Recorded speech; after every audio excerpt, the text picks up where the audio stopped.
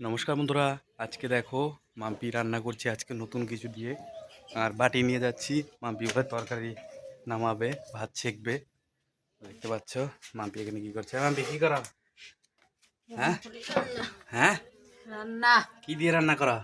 পান্তা ভাত, তো আমি এখন পান্তা ভাত খেলাম। আর দেখো এগুলো কি শাক?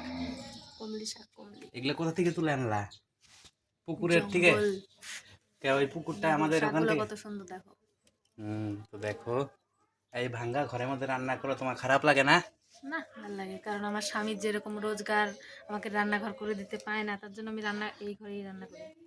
তো দেখতে পাচ্ছ মাম্পি এই ঘরের মধ্যে রান্না করছে। তো তোমরা কি বলতে চাও? কারণ সচরাচর এরকম টাইপের রান্নাঘরে সবাই রান্না করে না। তো দেখতে পাচ্ছ আমাদের টেবিলটার মধ্যে এরকম। আর দেখো সমস্ত রান্নাঘরে এখানে চাল ধান রাখা, মেশিন রাখা, আমাদের কৃষিকাজের ফ্যামিলি।